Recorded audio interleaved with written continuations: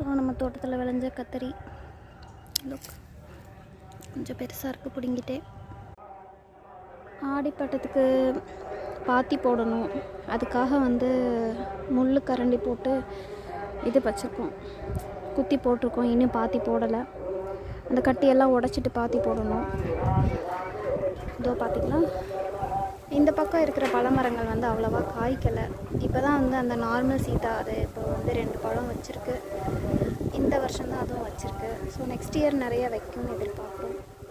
பப்பாளி வந்து நிறைய பறித்தோம் நாங்கள். வருஷம் ஃபுல்லாக காய்ச்சிட்ருக்கு. நல்ல டேஸ்ட்டும் கூட. பிளாக் கோப்ரா சில்லி வந்து லாஸ்ட் இயர் வந்து ஒரு 2 செடி இருந்தது. 2 செடியும் வந்து எப்போதும் காய்ச்சிட்டே இருந்தது. அதுலேருந்து தப்பி தவறி ஒரு 4 விதை எடுத்து போட்டோம். இப்போ ஒரு 5 செடி இருக்குது. அதுலேயே இப்போ காய்க்க ஆரம்பிச்சிருச்சு, பார்த்திங்கன்னா தெரியும். ஸோ இனி வீட்டுக்கு வந்து மிளகாய்க்கு பஞ்சமே இருக்காது.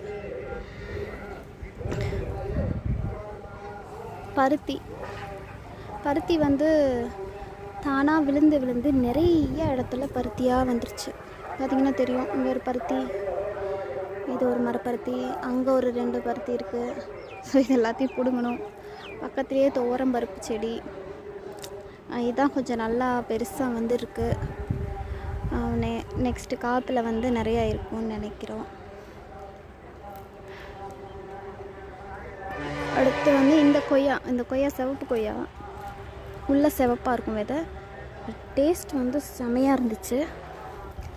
இதுலேயும் வந்து இந்த வருஷம் தான் காய்ப்பு வந்திருக்கு. ஸோ அடுத்த வருஷம் வந்து நல்லா காய்க்கும்னு எதிர்பார்க்குறோம். கொஞ்சம் தான் காய்ப்பு இருந்தாலும் நிறைய பிஞ்சு உதிர்ந்துருச்சு. பூக்கள் இல்லாமல் பிஞ்சு உதிர்ந்துருச்சு. ஸோ இந்த வட்டம் கொஞ்சம் பிஞ்சு தான் இருக்குது. ஸோ அடுத்த காய்ப்புக்கு வந்து நிறையா இருக்கும்னு நினைக்கிறேன். ஸோ இலக்கி வாழை தார் விட்டுருக்கு. ஸோ இன்னொன்று வந்து தார் விடுற பக்குவத்தில் தான் இருக்குது. ஓகே, இதான் இப்போதைக்கு நாச்சியார் தோட்டத்தில் இருக்கிற பழமரங்கள், இப்போதைக்கு வந்திருக்க பழமரங்கள். இன்னொரு மாதுளை வைக்கலான்னு பார்த்தோம். ஏற்கனவே வச்சுருந்த மாதுளை வந்து நாட்டு மாதுளை. அதோட இது அந்த சொலை உள்ளே வெடிச்சு அந்த விதைகள்லாம் நம்ம கடிக்கும்போதே வந்து கடுக்கடுக்குன்னு இருக்கும். அப்படி தான் நினச்சோம்.